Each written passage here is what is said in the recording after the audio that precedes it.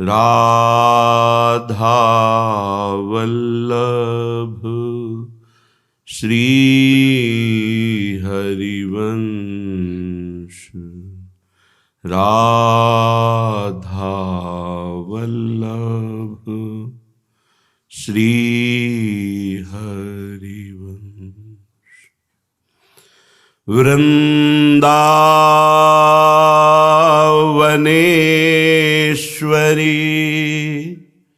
तवैव पदारविन्दम्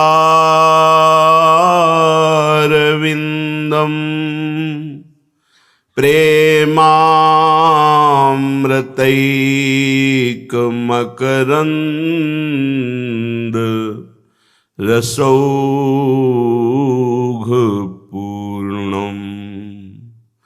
हृद्यर्पितं मधुपते स्मर्तापमुग्रम्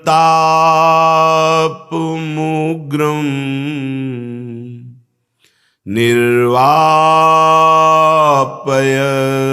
परम शीतलमाश्रयामि। निर्वापयत् परम शीतलमाश्रयामि। आवत जात बजावत नूपुर मेरो तेरो न्याव दई के आगे जो कछु करो सो हमारे सिर ऊपर। प्रेम का स्वभाव होता है अपने प्रीतम के द्वारा किए हुए हर विधान चेष्टा को आनंद पूर्वक सहना, हर समय एक ही चाह रहना। हमारे प्राण प्यारे कैसे प्रसन्न हो, वो जैसे प्रसन्न हो हमारी हर वृत्ति वही करेगी। उनकी हर चेष्टा हर विधान हमें परम सुख प्रदान करे। प्रेमी का स्वभाव यही होता है। अगर उसकी याचना होती है तो केवल एक बात की, नेक प्रसन्न दृष्टि पूरन करे। आप थोड़ा सा प्रसन्न होकर हमारी तरफ देख लीजिए, कैसी अद्भुत मांग है और कोई मांग नहीं। प्यारी जू नेक प्रसन्न दृष्टि पूरन करे। प्यारी जू एक बार हमारी तरफ पूर्ण प्रसन्न दृष्टि से देख लीजिए, फिर आपको जो भावे सो करो। बस इतना याद रखना कि आपके सिवा हमारा कोई नहीं है, आप ही हमारी सर्वस्व हो। अब जो भावे सो करो, जो आप करोगे वही हमें परम सुख प्रदान करने वाला बनेगा। जोई जोई प्यारो करे सोई मोहि भावे। श्री लालजू महाराज प्यारी जू के प्रेम में ऐसे पगे हैं कि जो अनिर्वचनीयम प्रेम स्वरूपम कहा गया वो ठीक सार्थक लालजू के ऊपर ही होता है। यद्यपि ये अखिल ब्रह्मांडों के स्वामी हैं, पर प्रीति की रीति रंगीलो ही जाने। प्रेम की रीति का निर्वाह करना तो यही जानते हैं। जरा सा प्यारी जू ना देखे ना बोले तो जलमीन सी गति हो जाए है। श्री ध्रुवदास जी महाराज, यही प्रेम उपासना की सीढ़ी सोपान पर चढ़ने पर उपासक इस प्रेम लीला का अनुभव कर पाता है। ये प्रेम लीला केवल रसिक महापुरुषों के अनुभव का विषय है, वाणी से तो वर्णन हो ही नहीं सकता है। अनिर्वचनीयम प्रेम स्वरूपम, प्रेम का स्वरूप वर्णन नहीं किया जा सकता। कुछ दशा, कुछ लक्षण बाहरी वर्णन किए जा सकते हैं। फिर ये तो प्रेम समुद्र का सार श्री लाडलीजू और लालजू महाराज का, बिहारीजू महाराज का जो निज महल का विलास, ये तो योगींद्रों मुनींद्रों के लिए भी दुर्लभ है। कोई कह सकता है जो योगींद्रों मुनींद्रों के लिए दुर्लभ हो, हमें कैसे सुलभ हो सकता है? तो जैसे आवे में पकी हुई मटकी को फोड़कर फिर कुछ नहीं बनाया जा सकता, लेकिन कच्ची मटकी को फोड़कर कुछ भी बनाया जा सकता है। ऐसे ही ये जो बड़े महान योगींद्र मुनींद्र जन है, परिपक्व अवस्था को प्राप्त है। अब इनकी जो निष्ठा है वो बदलना बहुत कठिन है। अपने लोगों की कोई निष्ठा नहीं है, अपने लोग एकदम कच्ची मटकी की तरह हैं। रसिक महापुरुषों के चरणों का आश्रय मिल जाने पर हमारे बदलने में देर नहीं लगेगी, क्योंकि हम विषयी पुरुष तुच्छ विषयों में जब आनंद अनुभव के लिए व्याकुल है, तो कहीं आनंद समुद्र का अवगाहन करने का हमें आकर्षण हो जाए तो फिर देर नहीं लगेगी, ऊंचाई पर पहुंचने पे देर नहीं लगेगी। हम अपने आचार्य गुरुजनों के द्वारा गाई हुई दिव्य रसमय लीलाओं का गायन करें। उनका अर्थ क्या है वो वाणी जी स्वयं अनुभव में कराएगी। वचन के द्वारा उसका अर्थ हो ही नहीं सकता, क्योंकि शब्द पकड़ नहीं पाओगे। ये अंतर की डूबी हुई बातें हैं जो केवल भाव देह को प्राप्त हुए महापुरुष रसास्वादन करते हैं। इसीलिए कहा और सब में गोष्ठी, रस में गोष्ठी कहा। ये तो मुंह का स्वादनवत है। गोष्ठी तो तब होना जब बोलने का अवसर हो। कौन रस बाढ़ो जहां बोलिबो ये भाररी, ये रस रसिक महापुरुष अपने हृदय में अनुभव करते हैं, पर वाणी से यत किंचित बाह्य वर्णन होता है, आंतरिक नहीं, क्योंकि ये मुंह का स्वादनवत। गूंगा चाहे जितना मीठा पवा दो क्या बोल पाएगा कि कैसा मीठा है। जो बोला वो चखा नहीं, जो चखा सो बोला नहीं। अर्थात जो नेत्रों ने देखा तो वाणी की सामर्थ्य नहीं कि बोल सके, क्योंकि वाणी ने देखा नहीं। नेत्र देख पा रहे हैं लेकिन वो बोल नहीं पा रहे हैं, और वाणी बोल पा रही तो उसने देखा नहीं, तो अधूरा तो हो ही गया वर्णन। तो आवत जात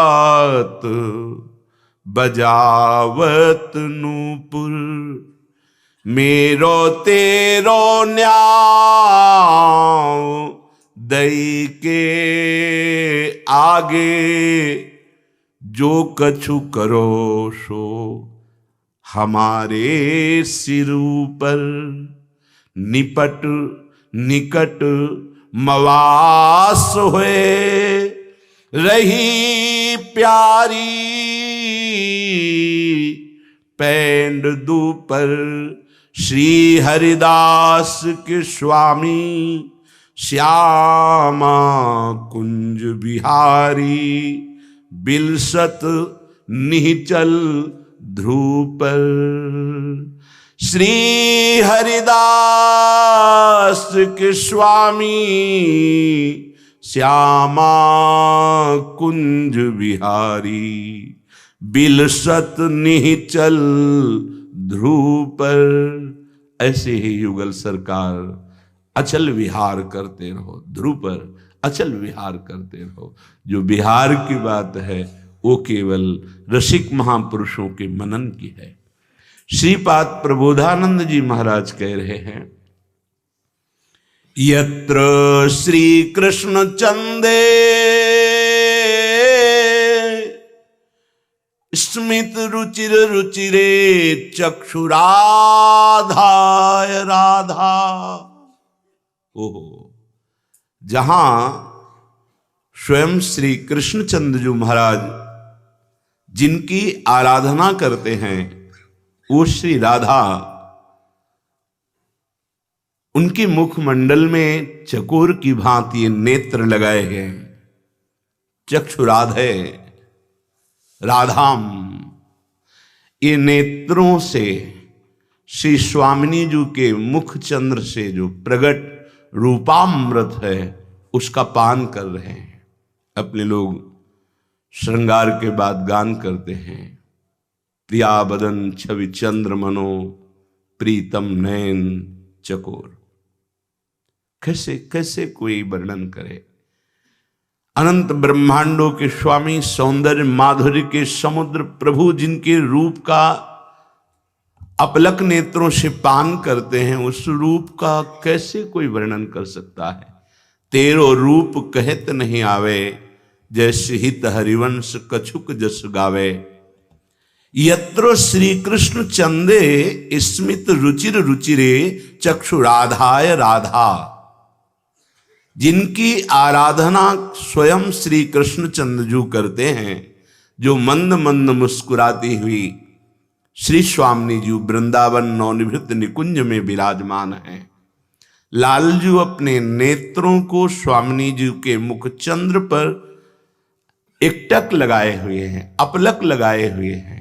और वक्तेन्द्रौ मंद मंदम रणयति मुरली मुल्ल सद्रो महर्षे। श्री प्रियाजू की तरफ देखते हुए रोमांच हो रहा है। देखो, प्रेम समुद्र में उफान आ रहा है, क्योंकि शांद्रानंद घन प्रेम मूर्ति किशोरी स्वामिनी जी प्रेम समुद्र का सार हैं। रूपचंद्र का पान करते हुए चकोर की भांति लालजू के नेत्र श्री स्वामिनी जी की आराधना करते हैं। स्वामिनी जी के रूपामृत का पान करके पुलकित हो जाते हैं, रोमांच हो जाता है। और वक्तेन्द्रो मंद मंदम रणयति मुरली मुल्लसद, बड़े उल्लास से युक्त हो करके अपने अधरों में मुरली विराजमान करके राधा राधा राधा ऐसा रटते हैं। जब ये अपने अधरों में विराजमान करके मुरली नाद करते हैं, तो वैकुंठे ध्यान लीला नाखिल करण गण स्थित प्रभु काम मूर्छा। वैकुंठाधिपति भगवान श्री नारायण बंशी की ध्वनि सुनकर प्रेम विकल मूर्छित हो जाते हैं। कैसी अद्भुत झांकी का दर्शन कर रहे हैं श्रीपाद वृंदावन से। ये कल्पना नहीं है, वो देख रहे हैं। जैसे आंवले को हथेली पर रख के चारों तरफ से देखा जा सकता है, ऐसे ही अनंत ब्रह्मांड परम धाम सबका दर्शन दिव्य दृष्टि संपन्न महापुरुष करता है। जो त्रिकालज्ञ महापुरुष हैं वो त्रिभुवन को जानते हैं, लेकिन धाम लीलाओं को नहीं। लेकिन जो धामी श्री श्यामा श्याम को देख रहे हैं, उनकी लीलाओं को देख रहे हैं, अब उनकी दृष्टि में कोई भी धाम ऐसा नहीं जिसको ना देख सके। बैठे बैठे ही सब कुछ देख रहे हैं। जब देखा कि लाडली जी के मुख चंद्र का चकोर की भांति श्री कृष्ण चंद्र जी अपने नेत्रों से पान कर रहे हैं, राधया राधा, जिनकी आराधना कर रहे हैं उनका नाम राधा है। और अपनी वंशी को अधरों पर विराजमान करके वक्तेन्द्रो मंद मंदम रणयति मुरली मुल्लसद, उल्लसित होकर जो ही मुरली नाद किया राधा राधा, रोम हर्षे पुलकित स्वयं लालजू हो गए, आनंद विह्वल हो रहे हैं। तो क्या हुआ? बोले वैकुंठे ध्यान लीला ना अखिल करण गण स्तत प्रभु काम मूर्छा। वैकुंठ के प्रभु श्री नारायण वंशी ध्वनि सुन करके प्रेम मूर्छित हो गए। संप्रापो श्री विषादी न मुद मणोमपि प्राप तत्र लोकहा। लक्ष्मी जी का स्वभाव चंचल बताया गया है, लेकिन आज वो अपने स्वभाव को भूलकर समाधिस्थ हो रहे। समाधिस्थ ध्यान लीला ना अखिल करण। जो प्रभु समाधिस्थ थे वो प्रेम विकल हो गए नारायण, और जो लक्ष्मी जी का स्वभाव चंचल कहा गया है वो प्रेम समाधि को प्राप्त हो रही।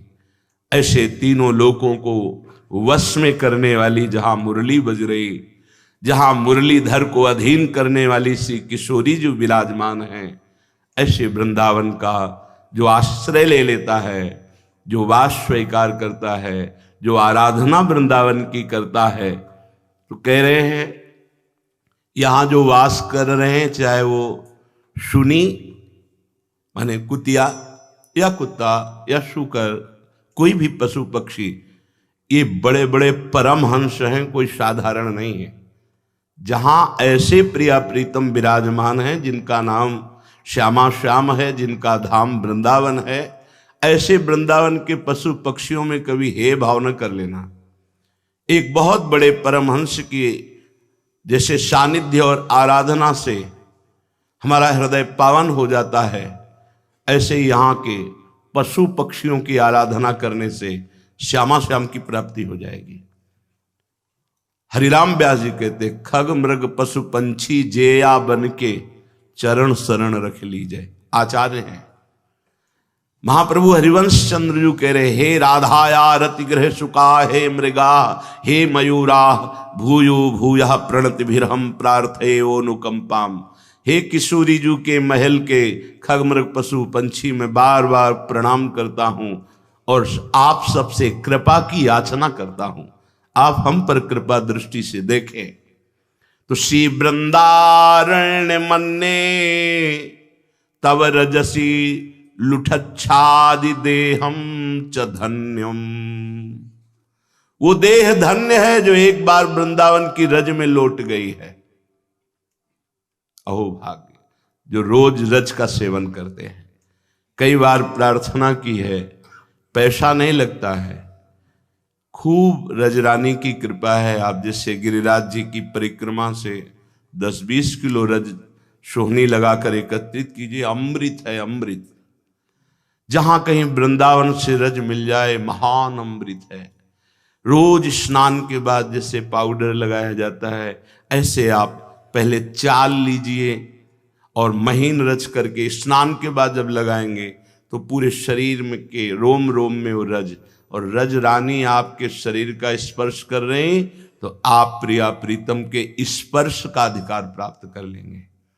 जैसे एक उपासक आए तो बोले हमें अमुक अमुक अमुक अमुक ऐसे न जाने कितने प्रभु के नाम बताए, साक्षात्कार हुआ है। फिर ऐसे प्रश्न किए जो साक्षात्कार के विरुद्ध होते हैं। साक्षात्कार एक बार होता है, एक बार हो गया तो आजीवन के लिए लुट जाता है। वो पिय मूर्ति नयनन बसे तेहि रस लाय समाये, प्रीतम नेत्रों में बस जाते हैं। पता नहीं कौन सा साक्षात्कार होता है। अरे साक्षात्कार के पहले ऐसी दशा हो जाती, ना कोई अन्य याद रहती है, ना अन्य कोई चाह रहती है। जैसे सूर्य उदय होने के पहले ही कुछ 30 मिनट 40 मिनट देखिए अंधकार गायब होना शुरू हो जाता है।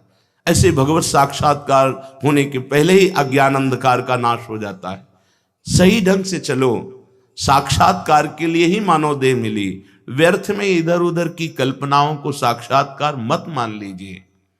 श्रीपाद कह रहे हैं, नान्यत्राढ्यम चतुर्भिः श्रुति मुखर मृखै श्रीर्भुजैर्वा वृणाय। अगर बाहर वो चतुर्मुख ब्रह्मा के समान वेदज्ञ है, ब्रह्मा के समान प्रवीण है, मैं उसे यहां वृंदावन के तिनके के समान भी नहीं समझता हूं। क्यों? क्योंकि ये वृंदावन की गुल्म लता औषधि उद्धव जैसे महापुरुष बनना चाहते हैं, जो भगवान के समीप विराजमान हैं, जो भगवान का उच्छिष्ट पाते हैं और भगवान के प्रसादी वस्त्र धारण करते हैं, और भगवान जिनके साथ एकांत में बैठकर प्रेम वार्ता करते हैं, मंत्रणा करते हैं। भगवत प्रेम कैसे प्राप्त होता है वो भेजा गोपी जनों के पास। ऐसे महामहिम यहां के तृण बने हुए, गुल्म लता औषधि बने हुए। यदि वो चारों वेद कंठस्थ किए हुए चार मुखों वाला स्वयं ब्रह्मा भी हो तो मैं वृंदावन के तृण के समान भी उसे नहीं मानता। एक बार किसी ने बड़े अपने गुरुजनों से किसी की बड़ाई बाहर की कि इतने योजन में उनका आश्रम बना हुआ है, ऐसा ऐसा ऐसा।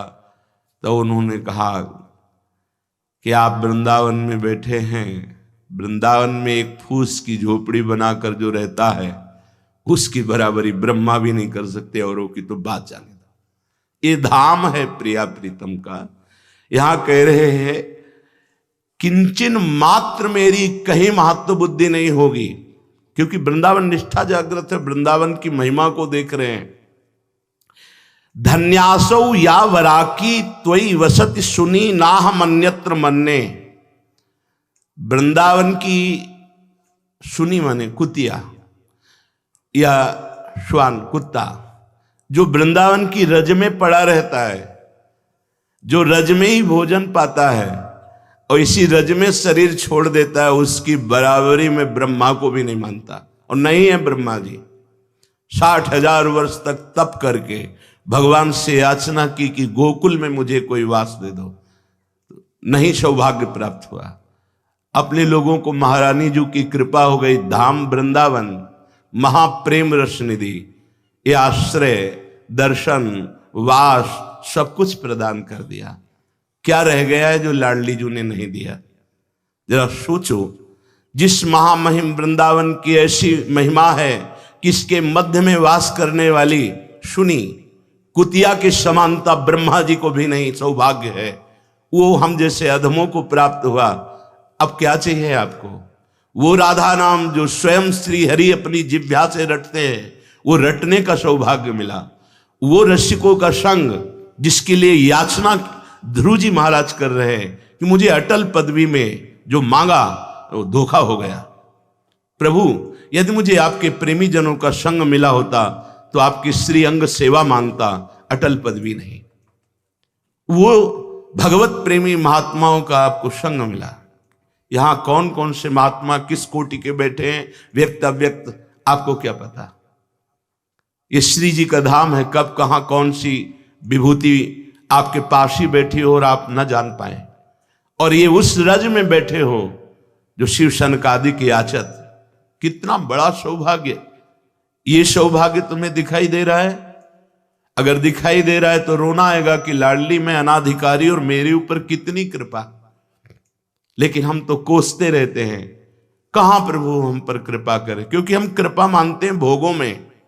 इस कृपा को नहीं देख रहे कि जो अहेतु की अमोघ कृपा हुई है। ऐसी कुछ माया की चाल है कि वो समझ ही नहीं पा रहा कि हमको नाम और मंत्र एकत्रित करना है। वो केवल मन को बहिर्मुख करके अर्थ आदि की प्राप्ति या भोग वासना या समय व्यतीत करना, समय कैसे कटे फंसाते रहता है। यहां मुक्त होने के लिए रखा गया, वो फंसाता चला जाता है अपने मन को। सावधान! यहां की क्यों इतनी महिमा गाई गई है? ये कोई अलंकार की भाषा नहीं बोल रहे श्रीपाद। यदि आप रहने से रह जाएं तो जिन प्रिया प्रीतम के ध्यान की क्षमता इन बड़े बड़े महापुरुषों में नहीं, उनकी श्री अंग सेवा का अधिकार मिल जाएगा। श्रीमद राधा सुधा निधि में महाप्रभु हरिवंश चंद्र जी कह रहे हैं, प्यारोढ़ुम क्षमते न यच्छु सुखादि नाम तु यद ध्यानगम। सोचो, जहां उनकी क्षमता नहीं है युगल सरकार की लीला के ध्यान की, वहां हमें उनके श्रीअंग सेवा का अधिकार धाम दिला रहा है। बस हमें लेना है। समेट जाओ, वृत्ति को समेट लो, बहिर्मुख वृत्ति से अंतर्मुख आ जाओ। रजरानी का सेवन करो, जो उपासना मिली है गंभीर भाव से उदासीन होकर जगत से निरंतर उसमें लगे रहो, जीवन का परम लाभ मिल जाएगा। लक्ष्मी हस्तावलंब प्रणय वर वधूप्यत धूतात्म तत्वाम। आहा, यदि इस वृंदावन में रजरानी को लगाए हुए हैं, नाम जप कर रहा है, रोमांचित हो रहा है राधा राधा कह के, उसको जो प्राप्त है उसके आगे कह रहे आत्म तत्व स्वरूप लक्ष्मी जी को भी मैं कुछ नहीं समझता। लक्ष्मी हस्तावलंब प्रणय वर वधूप्यत धूतात्म तत्वाम, जो आत्म तत्व स्वरूप है उनको मैं कुछ नहीं समझता। उस उपासक को जो प्राप्त है रज लगाए हुए राधा राधा राधा राधा, और रोमांचित हो रहा है, आनंदित हो रहा है। अहो भाग्य, धन्य धन्य धन्य तेई ये इनके उपास है। आपको क्यों अनुभव में नहीं आता कि आप वृंदावन का आश्रय लिए हैं, आप वृंदावन वासी हैं, आप प्रिया प्रीतम के उपासी हैं, आपको ये आनंद क्यों नहीं आ रहा? क्योंकि आपकी इंद्रियां बहिर्मुख है। आप विषयों में सुख खोजना चाहते हैं। यदि उपासक बाह्यानुसंधि परिवर्धयेत फलम दुर्वासनामेव ततस्ततोधिकाम ज्ञात्वा विवेकैः परिहृत्य बाह्यम स्वात्मानुसंधिं विदधीत नित्यम। बहुत ध्यान देने योग्य बात। अपने को सब कुछ मिल गया, मानव देह मिली, सत्संग मिला, साधना मिली। अगर हम ये मानव जीवन में भगवत प्रेम नहीं प्राप्त कर पाए, तत्वबोध नहीं कर पाए, तो इससे बड़ा घाटा कुछ नहीं होगा। और इसकी पूर्ति पता नहीं किस युग में फिर हमें अवसर मिलेगा, किस जन्म में नहीं, किस युग में, किस काल में बहता चला जा रहा था इस 84 के चक्र में। संस्कृति मांझ बरियाए के पास बीच में रोक दिया प्रभु ने और निकाल करके मानव देह दी। अब अपना कल्याण कर ले, फिर भूल गए। उपासक बाह्यानुसंधि परिवर्धयेत फलम, जब तुम अपनी इंद्रियों को बाहर रखोगे और ये भेद दृष्टि से स्त्री पुरुष, सुख दुख, मान अपमान, विषय चिंतन, तो इसका फल भी उत्पन्न होगा। देख लो, वृंदावन में हो लेकिन कितना प्रेम है प्रियालाल से, आप देखो। कई बार दिन में रोते हैं, ये देखिए। कितनी बार तड़पते हैं आप प्रिया प्रीतम के लिए, ये देखिए। आपका मनोरंजन कहां होता है? प्रियालाल की रूप माधुरी, लीला माधुरी, गुण माधुरी नाम या सांसारिक नाम रूप में, सांसारिक भोगों में, सांसारिक वार्ता में। देख लीजिए, बाह्यानुसंधि परिवर्ध ये फलम, फल मिलेगा तुम्हें। यदि तुम अपने इंद्रियों से बहिर्मुख होकर विषयों का चिंतन कर रहे हो तो उसका फल प्रकट होगा, दुर्वासना। और ये दुर्वासना मम सदा परिकर्षयन्ति, दुर्वासना मुझे भोगों की तरफ खींचती है। फिर भोग क्रिया होती है, फिर उस दुर्गति होती है। दुर्गति स्वरूप भ्रम, देहाभिमान दृढ़, नाना प्रकार के भोगों में सत्यत्व बुद्धि गया। यही दुर्गति, जीते जी दुर्गति है। तभी तो जीते जी जीवन मुक्त है। जिसकी इंद्रियां अंतर्मुख हैं, निरंतर प्रभु का चिंतन हो रहा है, उसका फल प्रकट होता है। क्या? दुर्वासना भस्म हो जाती है और वो जीवन मुक्त हो जाता है।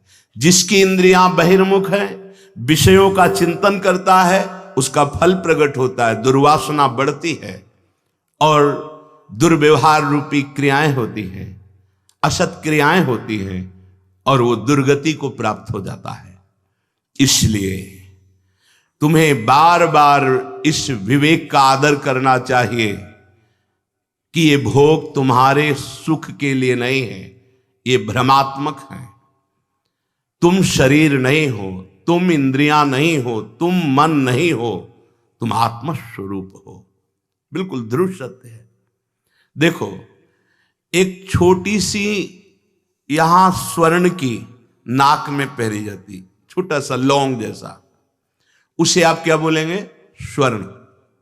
और सुमेरु पर्वत को क्या बोलेंगे? स्वर्ण। कितना हम यहां वजन का नहीं, जो नाक है इसका आभूषण है तो उसे लौंग कह सकते हैं, उसे नथ कह सकते हैं, बेसर कह सकते हैं। ये नाम रूप उसका अलग हो सकता है, लेकिन है क्या? तो बोलेंगे स्वर्ण। तो सुमेरु क्या है जो 4 लाख योजन का? बोले स्वर्ण। ठीक ऐसे ही ईश्वर क्या है? बोले भगवत स्वरूप। तो जीव क्या है? आत्म तत्व क्या है? बोले भगवत स्वरूप।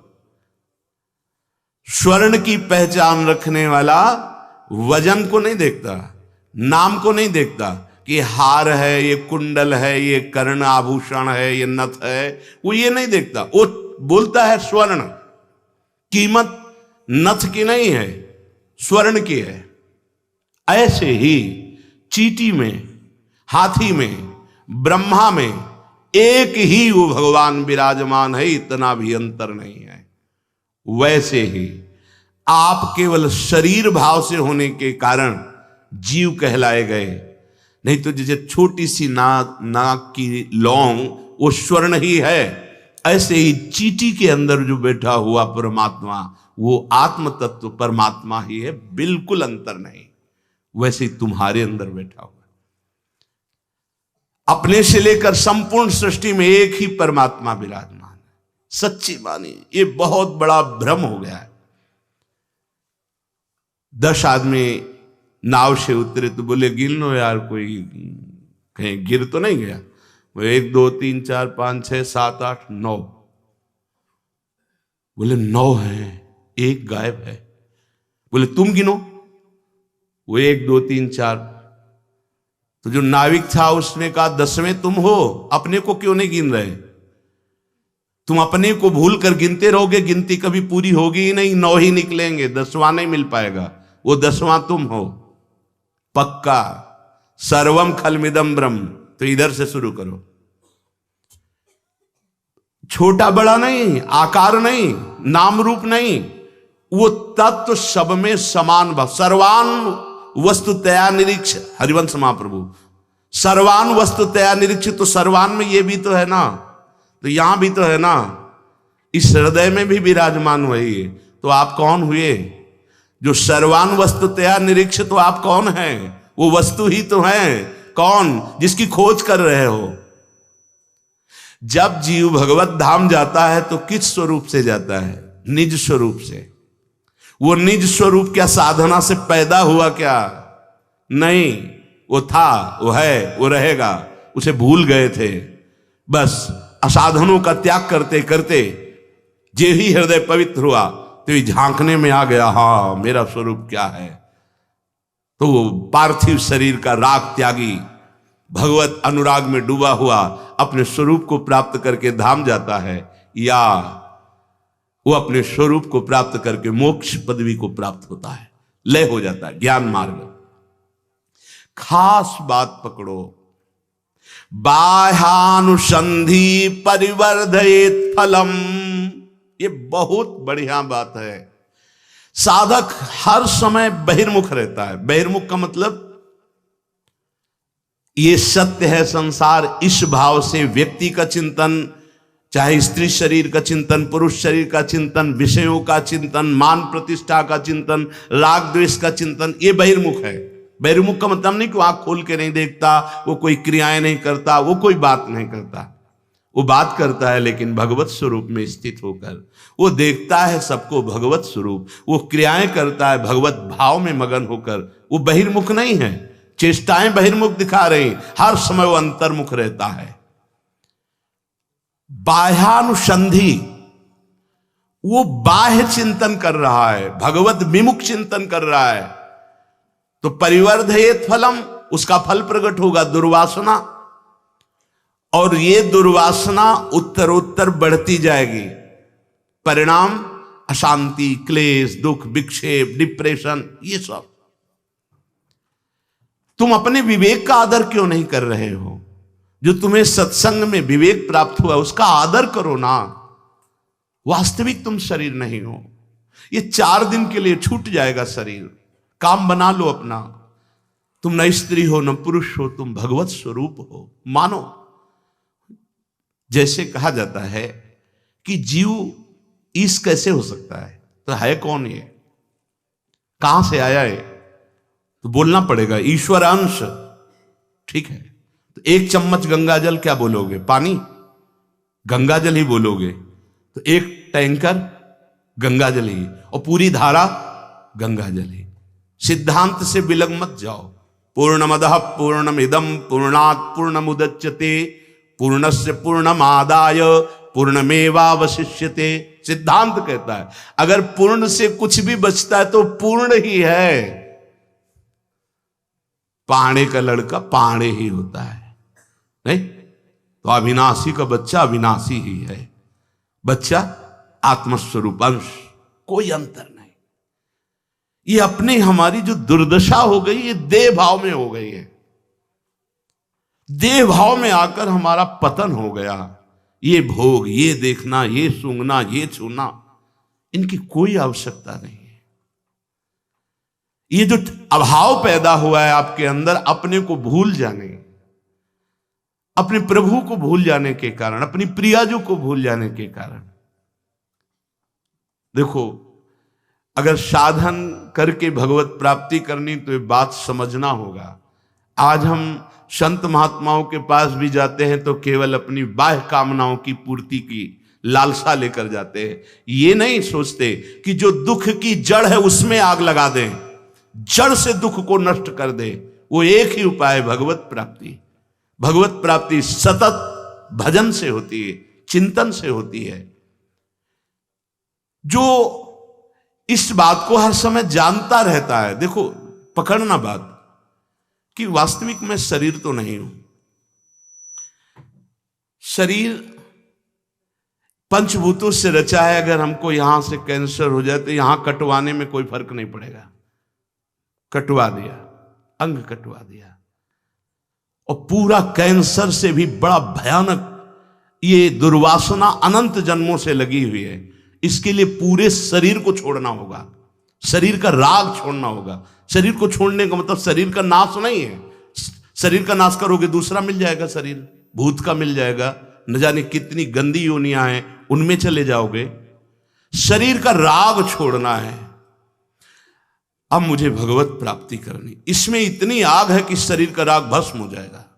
मेरे प्रिया प्रीतम कैसे मिलेंगे? भस्म हो जाएगा शरीर का राग। नाम जप करो, देखो ये आग पैदा हो जाएगी। अंतर दाव लगी रहे धुआं न प्रगटे कोय, कह जाने दिल आपनो या जा सिर बीती होय। पूज्यपाद उड़िया बाबा को ऐसी मुमुक्षुता जागृत हुई कि जीना नहीं, अगर ब्रह्मबोध नहीं तो जीना नहीं। 3 दिन 3 रात तीर्थराज प्रयाग के खंडहर में अपने शरीर को ऐसे, कितनी दृढ़ता, कुछ अनुभव नहीं हुआ। अब क्या करें? कैसे अनुभव हो मैं आत्मस्वरूप हूं? ये शरीर का राग कैसे नष्ट हो? तो नष्ट कर देता हूं शरीर को। क्या जोर की मुमुक्षुता कि शरीर रखना भार लगने लगा। फेंक दिया, लौकी का कमंडल था गंगा जी में, ऊपर का वस्त्र भी फेंका और कहा अपने हाथों से पानी काटूंगा नहीं और डूब के शरीर को छोड़ देता हूं अगर ब्रह्मबोध नहीं होता। फिर मुमुक्षुता इतनी प्रबल थी कि चैन नहीं ले, तो क्या शरीर छोड़ने से ब्रह्मबोध हो जाएगा? फिर रुक गए। क्या करूं, कैसे आत्मबोध हो? भगवान शंकर जी के मंदिर में जाके लेट गए। ऐसी उन्मनी अवस्था, ऐसी उदासीनता, वो केवल उसी स्थिति का महापुरुष जानता है। देहरी पे सर रखा, लिंग पे चरण रखा और लेट गए। या तो ब्रह्मबोध हो या मृत्यु हो, इतनी प्रबल इच्छा। भगवान नर नारायण प्रकट हुए और उपदेश किया। बस उसी समय से समाधान चित्त का 18 घंटे पद्मासन में, एक कवल अन्न, केवल एक कवल, एक मुंह में एक बार जितना आ गया, बस 24 घंटे में तब अपने स्वराज्य सिंहासन पर स्थापित हुए। अपने को बड़ा सरल मार्ग मिला है प्रियाजू की करुणा का। वही स्थिति, देह भाव रहित स्थिति भोरी सखी की देखी गई, परमानंद दास जी की, बड़े बड़े महापुरुषों की देखी, पर बहुत सरल मार्ग। हम बाह्य विषयों में जब तक सुख बुद्धि करेंगे तब तक कोई भी आनंद नहीं मिलेगा, चाहे जिस मार्ग से चलो। वो केवल देह का नाटक चलता रहता है। भगवदानंद लेश अंदर प्रकट नहीं हो सकता बहिर्मुख वृत्ति होने के कारण। तुम ऐसा क्यों नहीं समझते हो कि तुम शरीर नहीं हो? ये शरीर की मांग, ये इंद्रियों की मांग, ये मन की मांग तुम अपनी मान करके अधर्म आचरण, पापाचरण करते चले जा रहे हो। और आचार्य महापुरुष जन कहते, वाहे निरुद्धे मनसः प्रसन्न तुम मनः प्रसादे परमात्म दर्शनम। सीधी बात। त्यागाच्छांतिरनंतरम, हमारी को अंदर से बुद्धि कहती भोगाच्छांतिरनंतरम, ये जो जलन हो रही भोग लूं तो शांत हो जाएंगे। शास्त्र क्या कह रहा है? हमारी इंद्रियां जो बाहर जा रही इनको रोक लो। वाहे निरुद्धे मनसः प्रसन्ना, अखंड प्रसन्नता प्राप्त हो जाएगी। और उसी अखंड प्रसन्नता में मनः प्रसादे परमात्म दर्शनम, उसी प्रसन्नता में भगवत साक्षात्कार होता है। तस्मिन् सुदृष्टे भवबंधनाशो बहिर्निरोधा पदवी विमुक्ते। उसी समय आवागमन चक्र नष्ट हो जाता है, जे ही वो परमात्म दर्शन करता है। इसलिए बाह्य विषयों के भोग की चाह को रोक दिया, वही मुक्त पदवी में बैठ गया, वही जीवन मुक्त हो गया। कितना सुंदर स्पष्ट वर्णन है। यदि बाह्य पदार्थों विषयों को भोगने की लालसा को रोक दिया तो मन में एक आनंद मीठा मीठा उत्पन्न होता है। जैसे जैसे भगवत चिंतन अंदर बढ़ता जाता है, आनंद बढ़ता जाता है, उसी आनंद में, उसे आनंद की उद्रेक में परमात्मा का साक्षात्कार होता है। और उस साक्षात्कार होते ही संसार बंधन विध्वंस हो जाता है। अर्थात भोगों से मन को हटा लेना ही जीवन मुक्त अवस्था का अनुभव करना है। पूरा जीवन इसी में लगे, ये खा लें, ये सूंघ लें, ये भोग लें, ये देख लें, ये यथा लाभ संतोष सदा काहू सो कछु न चाहूंगा। भोजन पाते समय आप भोजन नहीं पा रहे, आप ध्यान दीजिए, प्राणों का पोषण हो रहा है। जो मिले रूखा सूखा, राधा राधा राधा, अपने कर्तव्य कर्म को कर रहे हैं। ये मानव जीवन मिला है, इसलिए हमें कोई फल नहीं चाहिए। हमें जीवन मुक्त होना, हमें भगवत प्राप्ति परम फल चाहिए। सुख दुख ये एक क्रम है, आता जाता रहेगा प्रारब्ध की रचना से शरीर में। आप उससे निरपेक्ष रहिए, आप पुरुषार्थ कीजिए भगवत प्राप्ति का। हृदय प्रसन्न होता है भोग रहित वृत्ति से। पूरे समुदाय लगा हुआ है भोग युक्त प्रसन्नता चाहना। कौन सुखी है? आप लोग जो कल्पना करते होंगे वो पद वाले और वो संपत्ति वाले सबके दर्शन होते हैं। अशुभ प्रवाह होता है और पश्चाताप की अग्नि जलते हुए बोलते हैं, इतने बड़े बड़े पद में हैं कि आप जिनकी कल्पना करते हैं कि काश में ऐसा होता, वो हैं। वो रास्ता खोज रहे हैं कि जलन कैसे मिटे। वो रास्ता एकमात्र श्री भगवान के चरणों का आश्रय लेकर धर्म पूर्वक कर्तव्य करते हुए, नाम जप करते हुए जीवन बीते। वो तो किया नहीं तो हाथ क्या लगा? पश्चाताप, क्लेश, अशांति, भारी घर में जलन, भारी हृदय में जलन। अब कहां मिटे, कैसे मिटे? क्योंकि पद है, रुपया है, पैसा है, सब है, लेकिन वो नहीं है जो होना चाहिए। वो केवल भगवत चिंतन से होता है, केवल भगवत आश्रय से होता है। अपने लोग बड़े सौभाग्यशाली हैं जो ये बात सुन रहे हैं, इसको धारण कर लो। धारण नहीं करोगे कोई उपाय नहीं है। ये दुखालय मशाश्वतम तुम्हें कभी सुखी नहीं कर सकता। आज हम चर्चा भी करते हैं तो केवल वही चर्चा करते हैं जिससे और फंस जाए। मुक्त होने की, भगवत प्राप्ति की चर्चा मिलना कठिन है। ये दान करो, वो करो, इससे क्या होगा? मन तुम्हारा विषयों में लगा है, तुम लाखों रुपया दान कर दोगे, करोड़ों मिल जाएंगे, फिर क्या होगा? लाख में तो तुम्हारी दुर्दशा है, करोड़ में तुम्हारी दुर्दशा और कितनी हो जाएगी। अर्थ है लेकिन राग नहीं है, भोग है लेकिन वासना नहीं है, परिवार में है लेकिन ममता नहीं है, विचार चल रहे हैं लेकिन अहंकार नहीं। वो जीवन मुक्त महापुरुष है, चाहे गृहस्थ हो चाहे विरक्त हो। कहा पंडिता संसद सद विवेकी श्रुति प्रमाण परमार्थ दर्शी। आहा जानन ही कुर्यादसतोवलंबम स्वापात हेतो शिशुवन मुमुक्षु। कहा पंडिता यदि सद असद का विवेक नहीं तो किस बात के तुम ज्ञानी हो, किस बात के साधक हो, किस बात के हो। बड़ा विचित्र खेल है। सिर्फ अहम का पोषण, अहंकार, अंताकरण धर्म, अहम का पोषण। कहा पंडितः किस बात के पंडित हो। भगवान पंडित किसे कहते हैं? विद्या विनय संपन्ने ब्राह्मणे गविहस्तनी सुनी च सुपाके च पंडिता समदर्शिना। वो पंडित है जो सब में एक भगवान को देख रहा है। अगर श्री भगवान का दर्शन नहीं हो रहा, सब में आत्म स्वरूप का अनुभव नहीं हो रहा, तो कहा पंडिता। कौन पंडित है फिर? किस बात के पंडित हैं? श्रुति प्रमाण जानने वाला, सद असद का विवेकी, परमार्थ तत्व का ज्ञाता, ऐसा कौन होगा जो विषयों में फंस करके अपनी जीवन मुक्त अवस्था को खो दे। भला जानबूझ करके कौन बालक जैसी चेष्टा करेगा अपने नाश की। जैसे बालक चाकू से खेलना चाहता है, जार खाना चाहता है या मल से खेलना चाहता है, ऐसे ही कौन इन विषयों से खेलना चाहेगा जो सद असद विवेकी है, जो परमार्थ तत्व में चलने वाला है, जो श्रुति प्रमाण को जानने की इच्छा रखने वाला है।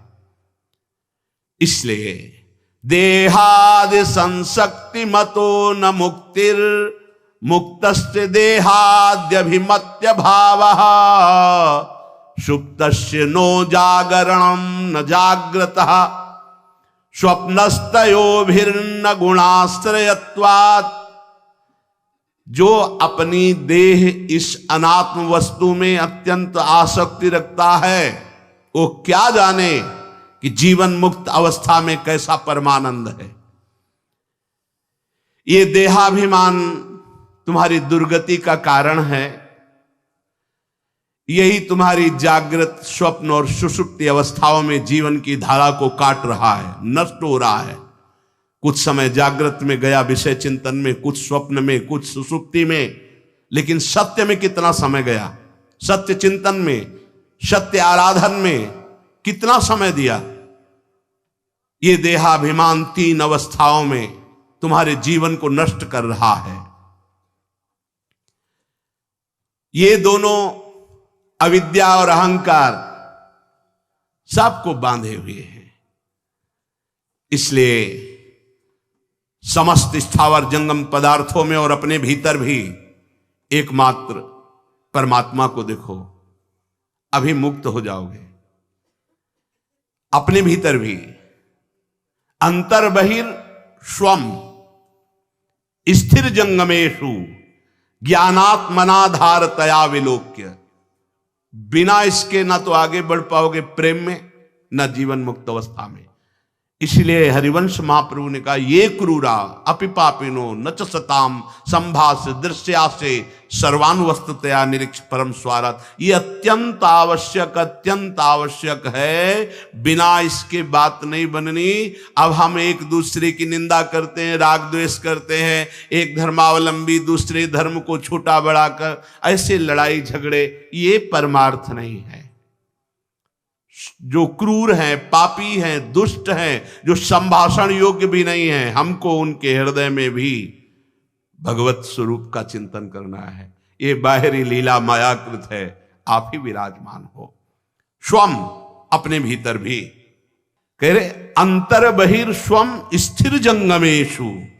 अंतर में, बाहर में, जड़ में, चैतन्य में और स्वयं में अपने आराध्य देव का दर्शन करे, अपने इष्ट का दर्शन करे। यहां भी मेरे प्रभु विराजमान है, यहां भी प्रभु विराजमान है, सर्वत्र मेरे प्रभु विराजमान। सा महात्मा सुदुर्लभा, क्योंकि यही माया मुक्त हो पाएगा। जहां कहीं प्रभु के सिवा कुछ और है, वही माया है। ये समस्त स्थावर जंगम पदार्थों के भीतर बाहर और आपके अंतर केवल समस्त उपाधियों से मुक्त अखंड परिपूर्ण रूप स्थित वो परमात्मा ही विराजमान है। ऐसा जो अनुभव करता है वो मुक्त हो जाता है। ये उपाधि बड़ा उपद्रव है। उपाधि, मैं स्त्री हूं, मैं पुरुष हूं, मैं अमुक हूं, मैं अमुक हूं, मैं अमुक हूं, ये सब उपाधियां हैं। और जितनी उपाधियां हैं सब व्याधियां हैं। परमात्मा उपाधि रहित है, तेरा स्वरूप उपाधि रहित है। बस यही बात समझना है। असली में देखो तो उत्तर नहीं निकलेगा। पूछा जाए आप कौन हैं तो उत्तर नहीं दे सकते असलियत में कि आप कौन हैं। मौन ही उत्तर होगा। आप कौन हैं उत्तर नहीं दे सकते, क्योंकि किस बात का उत्तर कैसे दे? जो है वो वाणी से नहीं बोला जा सकता, वाणी की पहुंच नहीं वहां तक। और जो नहीं है तो वो नहीं हूं, तो बोलूं तो क्या बोलूं? इसीलिए मुंह का स्वादनवत उत्तर नहीं है इसका। आप कौन हैं? आपका परिचय क्या है? यही सनकादि ने हंस भगवान से प्रश्न किया था। तो यही कहा था कि कौन? ये आपका प्रश्न है भगवान हंस, ये आपका प्रश्न है। देह भाव से तो सब पंचभूत एक हैं, स्वरूप में एक ही आत्मा। ये प्रश्न कैसा आपका कि आप कौन? ये प्रश्न कैसा आपका? बड़ा सूक्ष्म विषय अध्यात्म का है। समस्त स्थावर जंगम में पदार्थों के भीतर बाहर और आपके अंदर भी एक ही परमात्मा विराजमान है। सत्संग है, सत्संग, ये सब असत है। सत है तो वही है जो सब में विराजमान है। जैसे कुंडल में, कंकण में, हार में, नथ में, करधनी में, ये नाम अलग अलग हुए, आकार अलग अलग हुए, लेकिन परमात्मा जैसे सब जड़ चेतन में विराजमान, ऐसे उसमें सोना विराजमान। जैसे उसमें सोना विराजमान, ऐसे परमात्मा विराजमान। चाहे कुल्हड़ हो, चाहे सकोरा हो, चाहे घड़ा हो, आकार बदल सकते, नाम बदल सकते, लेकिन मिट्टी वही है। ऐसे एक ही परब्रह्म परमात्मा विराजमान है। संसार बंधन से वही उपासक मुक्त होता है जो सब में अपने इष्ट को देखता है। निरंतर अपनी इष्ट निष्ठा में कभी बाधा न पड़ने पावे तो बहुत जल्दी वो जीवन मुक्त हो जाता है। इसीलिए श्रुते सतगुणम विद्यान मननम मनादपि, ध्यान देने योग्य बात करें। जो केवल श्रवण करता है उससे 100 गुना अच्छा उपासक होता है जो मनन करता है। श्रवण का फल है मनन। आज क्या सुना तो आपको कुछ शब्द बिल्कुल कंठस्थ होने चाहिए कि पूरे सत्संग में आज हमने 5 बातें पकड़ी, 4 बातें पकड़ी, 1 बात पकड़ी। कुछ तो पकड़ना चाहिए। जब आपसे पूछा जाए कि आज सत्संग सुना जी, क्या बहुत बढ़िया था? नहीं, बढ़िया तो सत्संग होता ही है। सत्संग में क्या सुना? नहीं जी, बढ़िया ही था, हम तो समझ। तो ये सत्संग ने आपने नहीं सुना।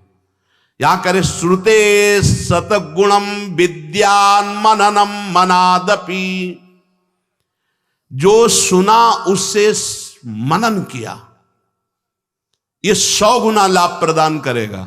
एक सुन के चला गया और एक सुन के मनन किया, तो मनन करने वाले को 100 दिन सुनने का जो लाभ है वो प्राप्त हो गया। 100 गुना लाभ प्राप्त हुआ।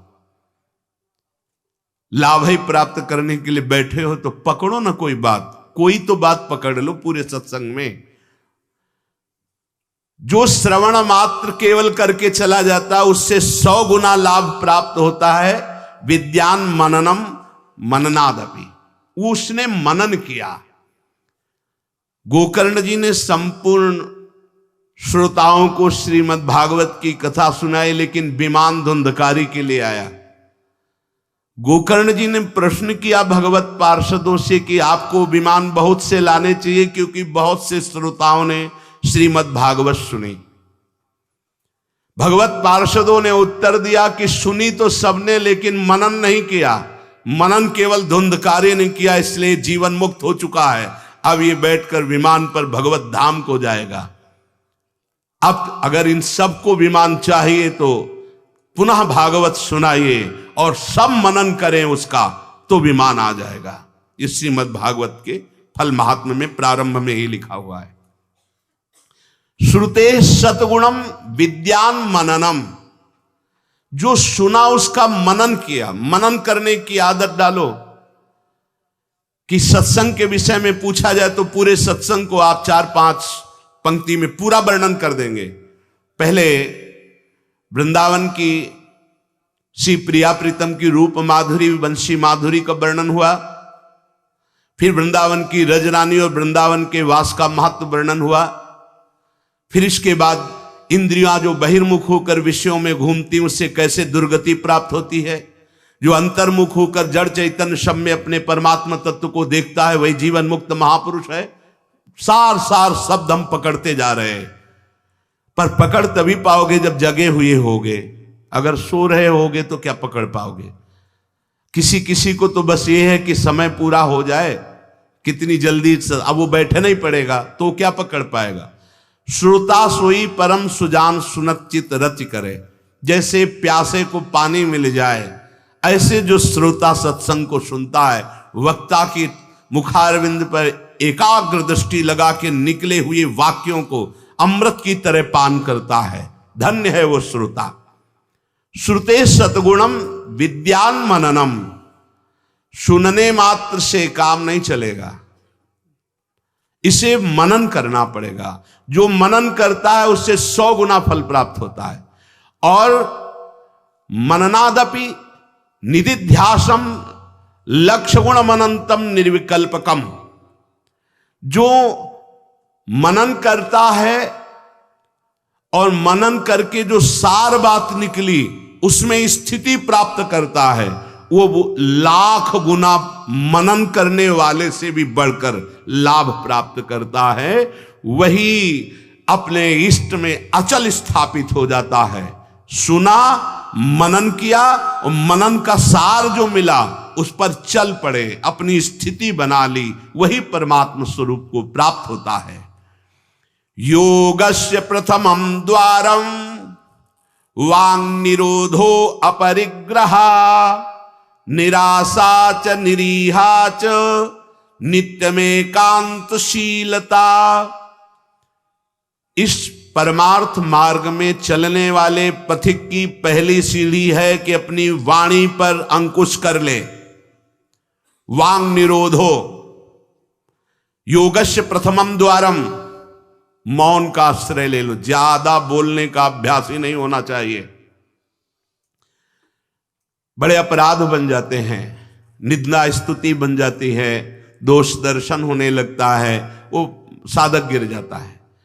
मौन का स्वभाव बनाना चाहिए। जड़ मौन यहां वृंदावन में ठीक नहीं। यहां हम राधा राधा बोलेंगे, प्रभु की चर्चा बोलेंगे, कोई प्रश्न करेगा तो जो शास्त्र सम्मत बात है उत्तर देंगे, नहीं तो मौन रहेंगे। प्रपंच की तरफ से पूर्ण मौन होना चाहिए। आपको पहली बार कोई खड़ा करके बात कर रहा है, समझ में आया कि इससे बात करना प्रभु को भूल जाना है, अगली बार से वो कहेगा राधे राधे, उत्तर नहीं देना, श्री हरिवंश उत्तर नहीं देना, अंदर से श्री हरिवंश बोले चल दिए। हमें किसी से क्या लेना देना? हम किसी का अहित नहीं करेंगे, अमंगल नहीं करेंगे, हम किसी पर दोष दर्शन नहीं करेंगे, पर हम अपनी वृत्ति को भगवदाकार करने आए हैं। ये नहीं कि कोई हमसे बोले तो हम बोलना जरूरी है, नहीं, कोई प्रश्न करे तो बोलना जरूरी नहीं। उपासक हो, आप कृपा करें तो बात कर ले, ना चाहे तो बिल्कुल आपके ऊपर कोई शासन नहीं कि आपको बात करना ही पड़ेगा, ऐसा सिद्धांत नहीं है। योगस्य प्रथमम द्वारम वांग निरोधो, सबसे पहली साधना है वाणी को रोक ले। बोलने से बहुत शक्ति नष्ट हो जाती है। जैसे हम भगवत चर्चा कर रहे हैं तो इससे शक्ति बढ़ती है, लेकिन प्रपंच की वार्ता करने से वाणी की शक्ति नष्ट हो जाती है। जब आपकी जबान अपवित्र हो गई तो नाम कैसे चलेगा? जब वाणी अपवित्र है तो आपके अंदर शास्त्री कैसे शब्दों का भाव आ पाएगा? नहीं आ पाएगा। महावाक्यार्थस्य विचार्यताम, आप नहीं विचार करने की क्षमता वाले रहेंगे। यदि आपने व्यर्थ की बातें शुरू कर दी, अश्लील भाषण बोलते, गंदी भाषा बोलते हैं, तो आप में कभी विचार शक्ति ही नहीं रह जाएगी कि आप शास्त्रों के, संतों के वाक्यों का मनन करने की सामर्थ्य रखें। खो देंगे सामर्थ्य। बहुत अमृतमय वचन निकलते हैं मौन वाणी को पावन रखने वालों के, एकदम शहद में डूबे हुए वचन। इसलिए वाणी पर अंकुश कीजिए। जरूरत हो तो बोलिए, नहीं तो मौन।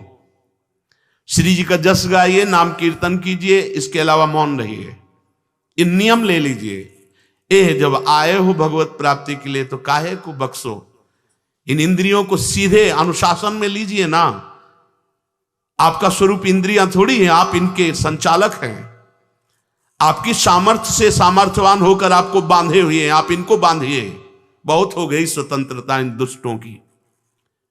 माता देहूती जी भगवान कपिल जी से कहती, मैं ऊब गई इन दुष्ट इंद्रियों से भोग भोगते हुए, नाथ अब वो उपाय बताइए जिनसे इन दुष्ट इंद्रियों के कब्जे से मैं बाहर निकलूं। माता देहूती जी, ये बहुत दुष्ट है। ये कुछ मिनट तो लगेगा, बहुत शांत है और भगवत स्वरूप में लगने वाली हैं, और एक क्षण में गिरा के ऐसे नरक में खड़ा कर देंगी जहां पश्चाताप ही होता है, हाथ कुछ नहीं लगता।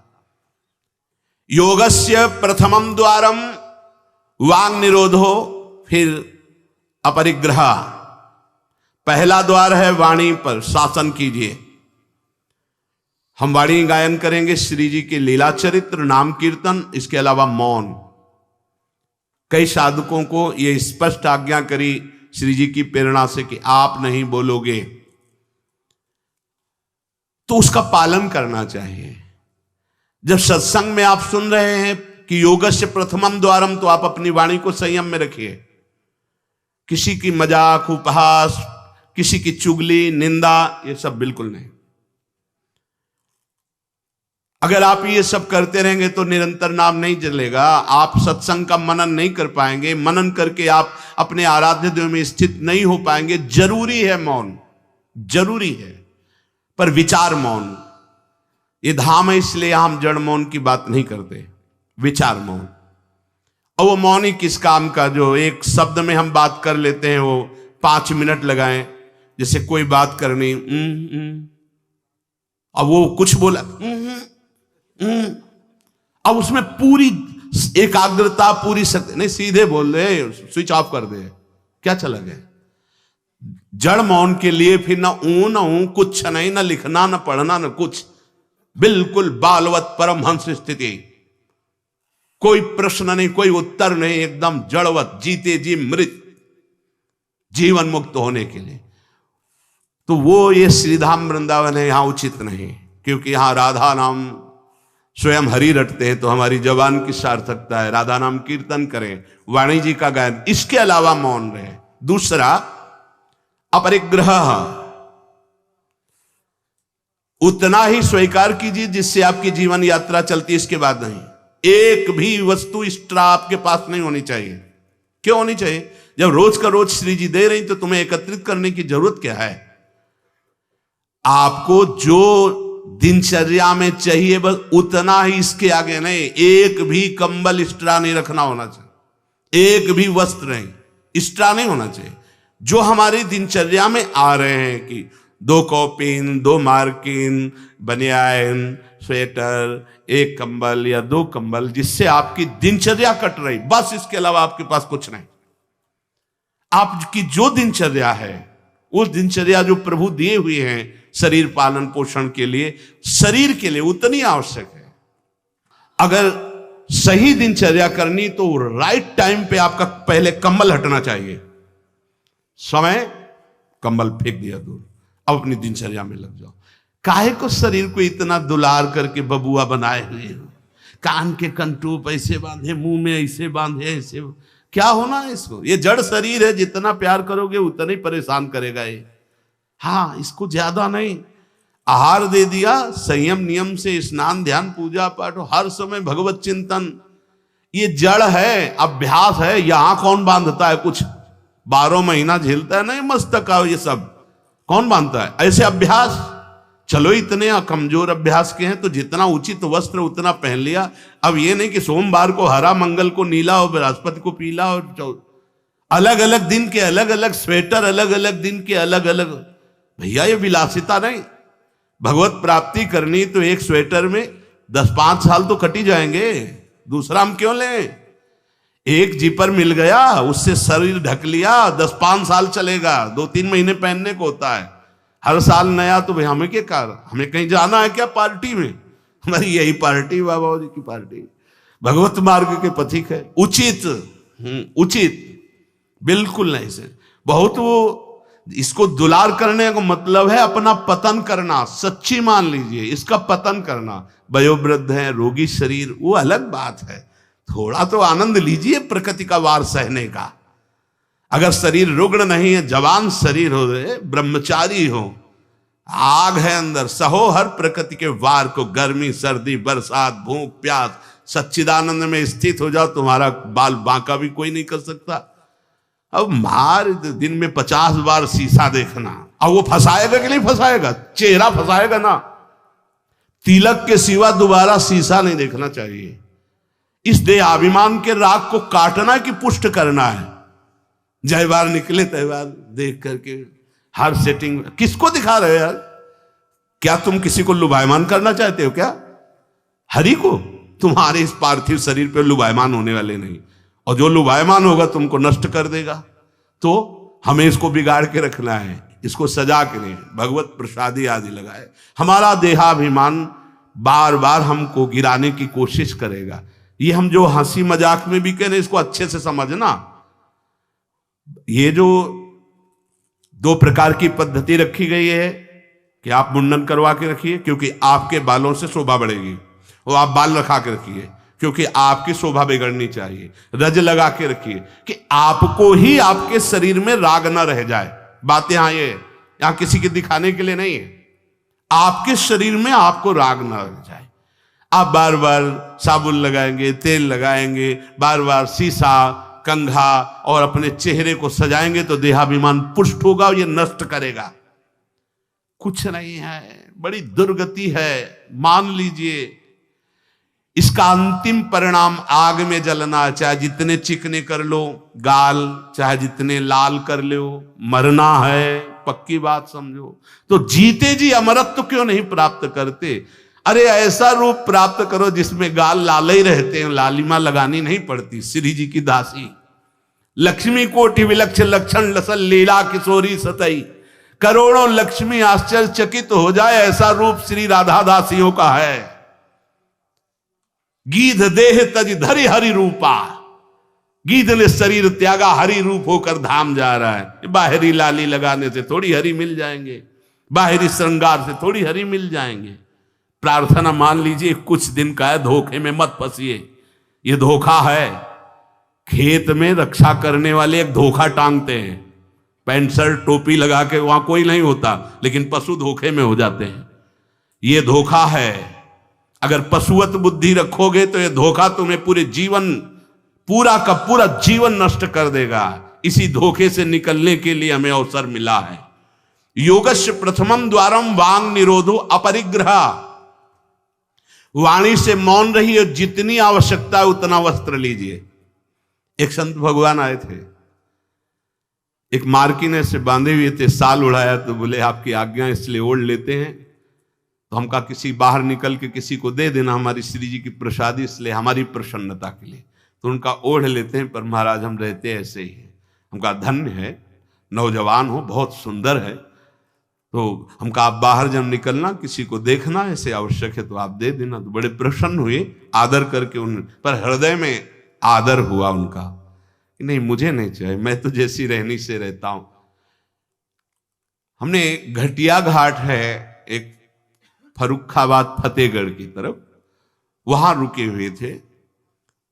एक महात्मा को देखा, वयोवृद्ध थे, एक पतली मार्किन, माघ महीना, ये कौन सा माघ चल रहा है, यही तो चल रहा है, मकर संक्रांति का अवसर। तो वहां रामनगरिया लगती है, 1 महीने के लिए। जैसे प्रयाग में कुंभ में लगता है, तो गंगा किनारे हर साल मकर संक्रांति में हजारों लोग 1 महीना वास करते हैं, रोज गंगा स्नान त्रिकाल करते हैं। उन महात्मा जी के समीप रात्रि में गए तो शरीर कांप रहा था और मंत्राकार वृत्ति, एक झोपड़ी में बैठे हुए थे।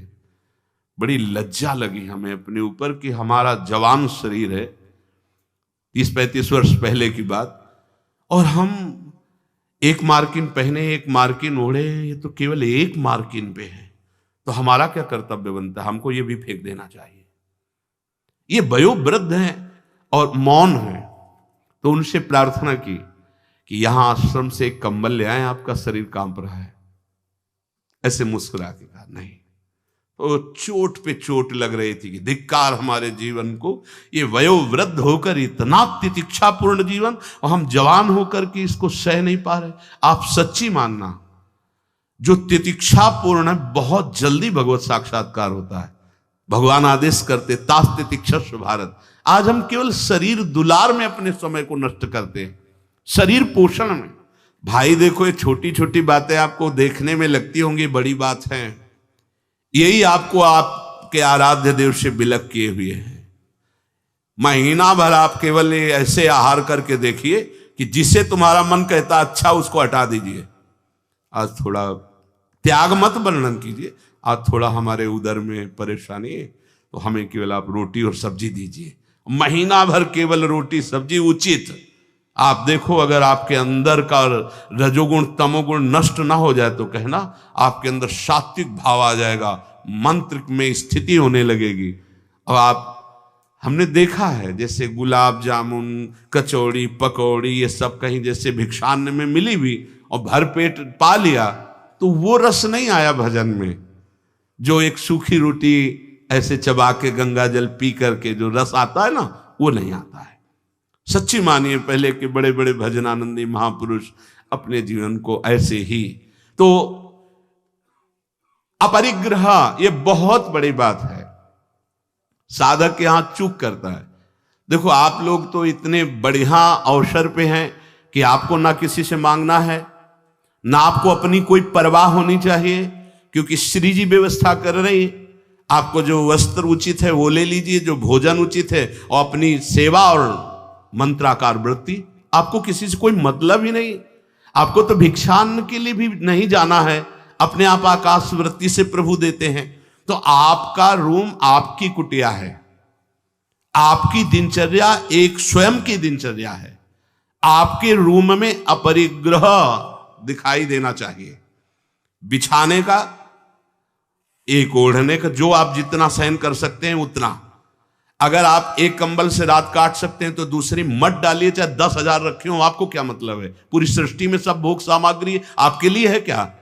अपरिग्रह, हम जहां चूक करते हैं उसको पक्के से बांध लीजिए, अभी आनंद की धारा में आ जाओगे। वाणी को कंट्रोल, शासन। आवश्यक है तो बोलेंगे, नहीं तो मौन। दूसरा, उतना ही स्वीकार करेंगे जितने की आवश्यकता है। भगवदानुभूति के लिए एक बार तो आग लगनी चाहिए जीवन में, कि जीवन मृत तुल्य होना चाहिए। यहां जरा सा साधन बना कि पोस्टर बैनर में आ गए, प्रशंसा में आ गए, कैसे भगवत प्राप्ति होगी? अपरिग्रह। और आगे, निराशा च निरीहा च नित्य में एकांत शीतला। आशा ही परमम दुखम नैराश्यम परमम सुखम। उपासक को किसी व्यक्ति वस्तु स्थान से कोई भी आशा नहीं होनी चाहिए। हाथ जोड़ के तुम्हारे कमरे में पहुंचा दिया जाएगा तुम्हें जो आवश्यक है। तुमको आके रजिस्टर में लिखने की जरूरत नहीं, तुम्हें मांगने की जरूरत नहीं है। तुम निष्ठापूर्वक ध्यान दे करके देखिए, ये देखा गया जीवन में, जिस समय जो आवश्यकता होती है हाथ जोड़कर वो आता है। कौन? जिसकी शरण में हो। समझ नहीं पाते और कहता है ये वस्तु ले लो, तो आश्चर्य होता है कि ये बात कैसे कोई जान गया कि मुझे आवश्यकता थी, मेरे शरीर को आवश्यकता थी। जितनी जो आवश्यकता उतना। इसके बाद आशा ही नहीं, निराशा हमारा परम पद में पहुंचाने वाला मार्ग है। आशा ही परमम दुखम नैराश्यम परमम सुखम। किसी व्यक्ति से किसी वस्तु की आशा बिल्कुल नहीं होनी चाहिए। तब लग जोगी जगत गुरु, जब लग रहा है निराश, जब आशा मन में भई जग गुरु जोगी दास। आशा नहीं होनी चाहिए। आशा एक ही बात की होनी चाहिए, कब किशोरी जो मिलेंगी। आशा से दास्यम वृषभानु जाया, तीरे समध्यास जब हानु जाया, कब मैं अपने स्वरूप में स्थित होऊंगा। इसके अलावा कोई आशा नहीं। शरीर की आवश्यकता है। मान लो यहां सुविधा है कि भाई आप यहां से ले लीजिए, तो आप ले लीजिए, नहीं तो किसी से मांगने की जरूरत नहीं। कभी तो ऐसे रहना सीखो ना कि कोई आशा नहीं, कोई इच्छा नहीं, और आप हृदय की बात जानते हो। आप देखना, आपको जो शरीर की जरूरत हो आप देखते रहना, देते रहना। बिल्कुल बिल्कुल वो एक एक कदम पर देखते हैं। जो अव्यवस्थित तो हमने देखा है, एक एक कदम पर व्यवस्था। आपको अपने स्वामी पे विश्वास होना चाहिए, आशा किसी से नहीं। आशा एक राम जी से दूजी आशा छोड़ दे, नाता एक राम जी से दूजो नाता तोड़ दे। यह संसार आशा में ही तो दुख को प्राप्त हो रहा है। पिंगला वैश्या को भगवान दत्तात्रेय जी ने गुरु माना, क्योंकि उसने आशा का त्याग कर दी। आशा नहीं। अब मैं अब पुरुषों से आशा करती थी, अब परम पुरुष से आशा करूंगी, अपने आत्मस्वरूप से। अब किसी की जरूरत नहीं, मैं किसी से रमण की आशा नहीं करूंगी, एकमात्र अपने आत्मस्वरूप। उसी समय उसको गुरु मान लिया। पहला वाणी का मौन, उचित बोलो। दूसरा सामान उतनी रखो जितनी आवश्यकता हो। तीसरा किसी से आशा मत रखो।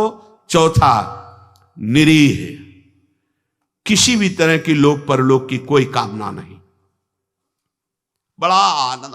अभी देखो जीवन मुक्त हो जाओगे।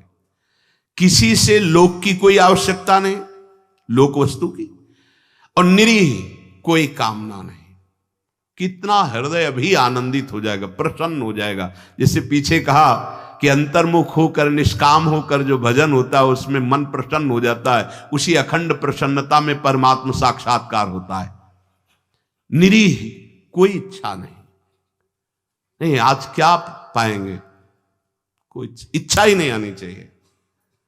कुछ स्पेशल प्रार्थना होती, कुछ स्पेशल तो राधा नाम है, राधा रूप है, वो आप दे सकते हो तो दे दीजिए, नहीं वो तो नहीं, तो फिर और स्पेशल क्या हो सकता है। ये तो सब पार है संसार के। ये साधक उपासक चाहे गृहस्थ हो चाहे विरक्त, एक निष्ठा होनी चाहिए, एक निष्ठा। एक नए साधक को हमने देखा कि कपड़ा ऊपर से पड़ा था और गमछा पेट में बंधा था। जब प्रसाद पाने के लिए बैठे, किसी जगह हम रहते थे, वो आए थे मंडली से, तो हम संतों पर बहुत सूक्ष्म दृष्टि, उनके व्यवहार उनके आचरण से, क्योंकि सब कुछ सीखने को मिलता है। तो देखा कि खींच के पेट में गमछे से गांठ बंधी थी जब वो प्रसाद को बैठे, और पहले नहीं बंधी थी। तो उनके नजदीक गए और कहा, महाराज जी इसका क्या रहस्य, आप गमछा बांधे। बोले साधन में एक उचित आहार चाहिए, तो मुझे पता चल जाता है जहां थोड़ा पाया तो इतने में हम इतनी गमछा वो नाप का, उसमें 3 गांठ, तो उतना नित्य। बोले कभी ज्यादा आहार नहीं, यद्यपि ये प्रथम साधना के लिए ऐसा है, नहीं तो एक सामने से आहार का निश्चय किया जाता है। इतना आहार, फिर चाहे कितना अमृत हो उसके ऊपर नहीं होना चाहिए। साधु को बार बार नहीं लेना चाहिए। ये जो नहीं पूड़ी बोले हाँ डालो, खीर हाँ 4 पूड़ी रख दो, इतने सब्जी रख दो, दोबारा आप पूछिएगा किसी से, हमारे से पूछने की जरूरत नहीं। ऐसे दिनचर्या नहीं।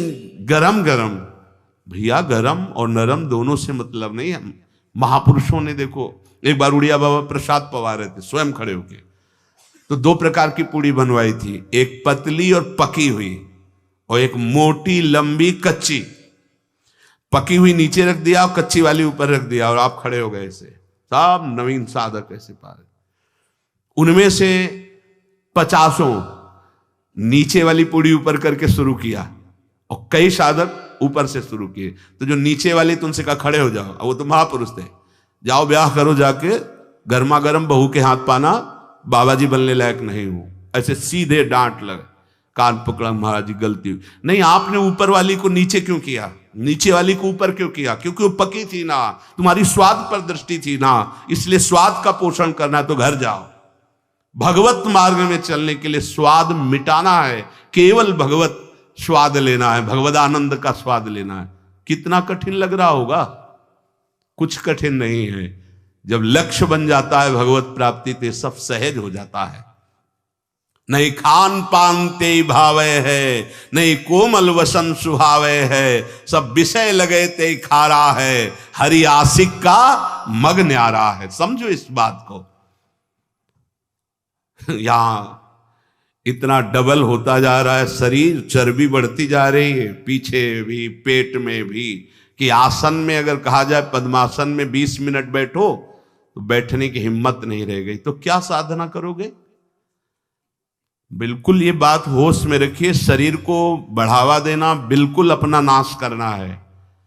उचित आहार ऐसा कि पाने के बाद तुरंत आसन में 1 घंटे बैठना पड़े तो आपको कोई परेशानी न हो। मान लीजिए आप उदर नहीं हैं, आप प्राण नहीं हैं, आप रसेंद्री नहीं हैं, आप मन नहीं है, उचित आहार दीजिए, रात दिन भजन में लगी, अभी सात्विक भाव आ जाएगा। सात्विक भाव नहीं आ रहा। ईमानदारी से देखिए आप कितना समय मोबाइल में नष्ट करते हैं। जिनके पास मोबाइल है, ईमानदारी से देखिए आप कहीं अंतर्मुख अध्यात्म की वृत्ति से युक्त हो पाएंगे? आप रजोगुणी भोजन करते हैं, आप टच वाला मोबाइल रखते हैं, आप अधिक समय उसमें, भले आप इधर उधर, क्या समय नष्ट कर रहे हो। एक एक सेकंड इतना है। जब कोई जरा सी व्यर्थ की बात करता है तो चिड़चिड़ाहट पैदा होती कि ये तुम अपना समय नष्ट कर रहे हो, समय नष्ट कर। अरे जितने सेकंड में हम राधा राधा बोलते उतने में तुमने व्यर्थ बात सुना दी, व्यर्थ बात। चलो गृहस्थ आश्रम में व्यापार नौकरी आदमी तो उसको बेचारे को व्यवस्था है, लेकिन आप भगवत मार्ग के पथिक है। आपका बिल्कुल एक एक मिनट बड़ा कीमती है। एक एक मिनट जगत मंगल के लिए है। हम 1 मिनट में 10 बार 20 बार नाम लेंगे और वो नाम जगत को देंगे कि जगत का मंगल हो, तो हमारी साधुता सुरक्षित हो गई। निरीह इच्छा रहित और नित्य में एकांतशीलता, नित्य एकांत में शांत भाव से, शीतल भाव से। एकांत बहुत खतरनाक है नवीन उपासक के लिए, यह अनुभव की बात है। जहां आप अपने कमरे में जाएं तो समाज से ज्यादा सावधान हो जाएं। पक्की बात कह रहा हूं। समाज में तो बहुत शालीन गंभीर स्वभाव अपने को रखना ही पड़ेगा, क्योंकि हजारों की दृष्टि है। एकांत में किसी की दृष्टि नहीं है, उसकी दृष्टि है जिसके लिए आप बाबा जी बने हो या जिसके लिए आप भगत बने हो। अब एकांत आपका कहां जा रहा है वो खुद देख रहा है। जो शास्त्र शीर्षा पुरखाहा सहस्राक्षा सहस्त्रपात, वो प्रभु देख रहा है कि तुम्हारी एकांत में प्रिय वस्तु क्या है। मोबाइल, सांसारिक नौटंकी नाटक, या विषय चिंतन, या विषय क्रिया, वो देख रहा है। और अगर आप एकांत में शास्त्र स्वाध्याय कर रहे हैं, नाम जप कर रहे हैं प्रभु के लिए, तो वो देख रहा है, वो भी देख रहा है। इसलिए प्रार्थना है नित्य में एकांतशीलता। आपका स्वभाव एकांत में बहुत ही सावधानी पूर्वक समय कटने वाला हो। एकांत साधु का सही तो परमार्थिक। कैमरे के आगे तो सब सही बोलेंगे, सही देखना होगा, सही हरकत में रहना होगा। एकांतिक आपकी हरकत क्या है, एकांत में आपका चिंतन क्या है, यही खास बात होगी। 2 मुखड़े होते हैं, एक होता है सामाजिक, एक होता है एकांतिक। सामाजिक से भी एकांतिक सावधान साधु का मुखड़ा होता है। असाधु का समाज में बहुत बढ़िया और पीछे कुछ और होता है। हर एक व्यक्ति की बुद्धि में 2 बुद्धि होती है, एक होती सुमति, एक होती कुमति। एक होती दैवी संपदा को वर्धन करने वाली सुमत, एक राक्षसी संपदा को। अर्थात कुछ ऐसे मुखड़े होते हैं जिनका एक मुखड़ा तो देवता होता है, दूसरा राक्षस होता है। अगर एकांत में तुम्हारा चिंतन, तुम्हारा आचरण, तुम्हारा विचार, तुम्हारी क्रियाएं कुमति के द्वारा हो रही हैं, तो सामने देवता बनोगे और पीछे राक्षस बनोगे। ये दुमुही चाल भगवत प्राप्ति के लिए बहुत बाधक बात है। जो तुम्हारा एकांत वही समाज, जो समाज वही एकांत। हम इष्ट और गुरुदेव के सीसी कैमरे में हर समय रहते हैं। हमारा इष्ट और गुरुदेव हर समय मुझे देख रहा है। दरवाजा बंद करने पर हम एकांत नहीं हो गए, वो गुरुदेव की दृष्टि है, हमारे आराध्य देव की दृष्टि। हमें पहले सोचना चाहिए, कुछ करने के पहले, कुछ देखने के पहले, कुछ सोचने के पहले, कि अंतर और बाहर दोनों जगह मेरे गुरुदेव सुन रहे हैं, देख रहे हैं, मेरे आराध्य देव सुन रहे हैं, देख रहे हैं। इसलिए नित्य में एकांतशीलता, एकांत में बहुत शीलवान, धैर्यवान, विनम्रता पूर्वक अपने मन को समझा करके केवल प्रियालाल में लगाना। एकांत स्थितिरिंद्रियो परमणे हेतुर्दमश्चेतसः संरोधे करणम समेनो विलयम यायादहम वासना। एकांत में रह करके बढ़ी हुई इंद्रियों के वेग का दमन करता है साधक, क्योंकि एकांत में इंद्रियां बहुत प्रबल हो जाती है। मन, इंद्रियां, खास जिस समय आप शयन करने जाते हैं उस समय बहुत सावधान। जब तक नींद ना आवे तब तक माला चलना चाहिए। उस समय मन के चक्कर में मत पड़ना, ये अनुभव की बात कहते हैं।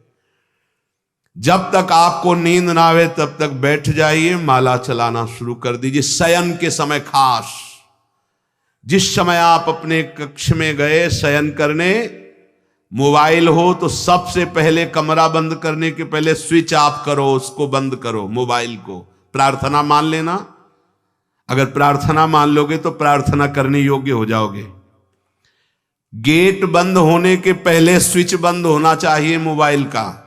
अब अपने कमरे में शयन के लिए गए हैं तो माला हाथ में लेकर बैठ जाओ। जब नींद आने लगे तो और धन्यवाद है कि माला छाती से लगा हुआ सो गए, धन्यवाद। अगर ऐसा नहीं है तो नींद आ गई है तो माला विराजमान किया, बिल्कुल नींद में जा रहे हैं, अब चले गए। थोड़ा भी समय इसको मनन करने का मत दीजिए उस समय, नहीं तो ये दिन भर साधन में लगाया गया है, उस समय कोई असाधन सोचवा देगा या करवा देगा। बहुत ये पॉइंट की बात है, समझ लेना आप। ये देखा गया है हृदय में, उसी बात को कहा गया जब साधन काल में देखा गया है, हृदय में देखा गया कि फिर मन उस समय मतवाला होता है कि अब तो पूरे दिन हम साधन ही तो की, तो 5 मिनट की मुझे छूट दे दो। लेकिन नहीं, उस समय कठोरता पूर्वक इसको साधन में, और जब नींद आ गई तो शयन करे, जब उठे तो फिर वैसी दिनचर्या प्रारंभ कर दी। तब मन भगवदाकार। एकांत स्थिर इंद्रियो परमणे हेतुर्दमश्चेतसः। एकांत में साधक अपनी इंद्रियों का दमन करे, बढ़ावा ना दे। देखो क्या साधन है। पहले दर्शन होते थे संत भगत भागवत जन, अब भी कुछ महापुरुष भी होंगे, यहां ठाकुर जी की छवि या गुरु जी की छवि, यहां से स्मार्ट मोबाइल लगा रहता है छाती में, स्मार्ट मोबाइल। ये भैया ठीक है, व्यवहार काल के लिए यदि तुम्हारी कोई आवश्यकता हो, तुम बहुत व्यवहार में, तो हम नहीं। अच्छा बताओ आपको क्या जरूरत है? राष्ट्रपति से बात करनी है क्या आपको? किस विधान में आपको कपड़ा बेचना है, अनाज बेचना है? आपको काम क्या है? किससे बात करनी है आपको?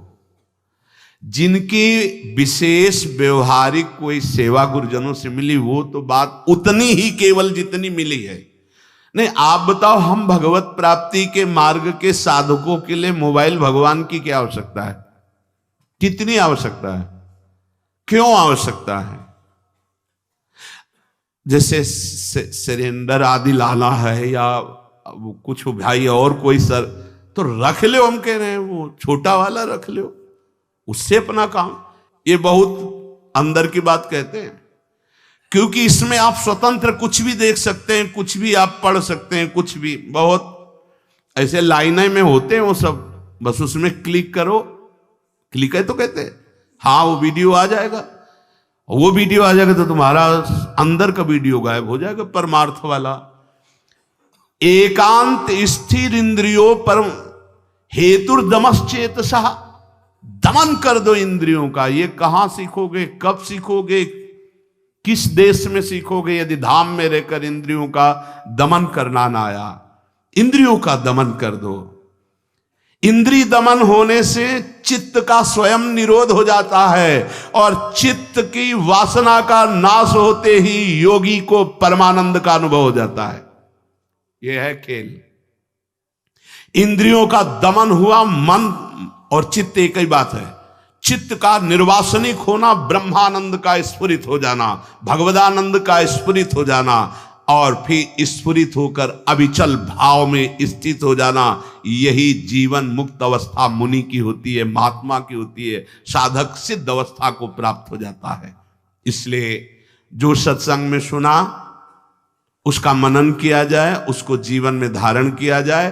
देखो बड़े भाग्य से सत्संग ये मिल रहा है जो शास्त्र सम्मत, मन का और आसक्त संसार में हो जाना, मन का भंजन होकर परमात्मा प्राप्ति के लिए चलना, ये तो बहुत ही कठिन। आप सुन रहे हो, हम बड़े कृपा पात्र हैं जो आप सुन रहे हो। आप सुन रहे हो तो हम बड़े कृपा पात्र हैं कि आप ये सत्संग सुन रहे हो। नहीं तो इस सत्संग के सुनने के लिए अपने आप से गा लो, अपने आप से सुन लो। वो तो सुनने को मिलेगा क्योंकि उसमें, लेकिन इसमें सुना है, इसमें नाश नाश नाश, काट काट, हर संबंध, हर विषय, हर मनोरंजन काट, फिर आकर के अपने स्वरूप में स्थित हो गया। हम आपके ऋणी हैं जो आप ये सत्संग सुन रहे हैं, और अगर इस सत्संग को सुनकर मनन करके आप जीवन में धारण कर लेंगे तो सच्ची मानिएगा इसी जन्म में भगवत प्राप्ति हो जाएगी, जो अत्यंत कठिन है। नहीं तो विषय रस बढ़ाने वाला, संसार पे सत्यत्व बुद्धि करने वाला, नाना प्रकार के भोगों की प्राप्ति का उपाय बताने वाला, ये तो बात मिल सकती है, ये प्रवचन मिल सकता है, लेकिन समस्त संशयों को छिन्न भिन्न करके परमात्मा स्थित करने, ये तो जब द्रवहि दीन दयालु राघव तो साधु संगति पाइए। इसलिए लाभ ले लीजिए। ये हम कह रहे हैं इसलिए नहीं, ये बहुत बड़ा संयोग बना है प्रभु का। जैसे आंधी कभी कभी आती है, ऐसे ही हरि की अनुग्रह रूपी आंधी चल गई है। अगर इस आंधी में उड़ गए तो प्रभु के पास पहुंच जाओगे, और नहीं तो आगे कलयुग की आंधी ऐसी आ रही है जो काली आंधी है, जिसमें मार्ग ही नहीं दिखाई देगा कि सतमार्ग किसे कहते हैं। जीवन का लाभ ले लीजिए। अपनी इंद्रियों को ज्यादा बहिर्मुख मत कीजिए, नाम जप कीजिए, भगवद आश्रित रहिए। जो सुनिए तो मनन कीजिए, ना पकड़ पाए तो बार बार सुनिए। आजकल तो सुविधा है कि आप इसे 1000 बार सुन सकते हैं। बार बार सुनिए, ये जरूर सुनिए, क्योंकि ये तुम्हारे मन का नाश करेगा जो वासनामय है, तुम्हारी इंद्रियों का दमन करेगा। इंद्रिय और मन को बढ़ावा देने वाला कुसंग होता, सत्संग नहीं। सत्संग तो वही होता है जो सत्य में स्थित कर दे। बड़े भाग पाइप सत्संगा तो बिना प्रयास होई भो भंगा। नाम न छूटने पावे, बस नाम चलता रहेगा तो सब ठीक हो जाएगा। जैसे भी बने, उठते बैठते चलते फिरते प्यारी जी का नाम राधा राधा रटते रहिए। शेष चर्चा आगे। श्री राधा वल्लभ लाल।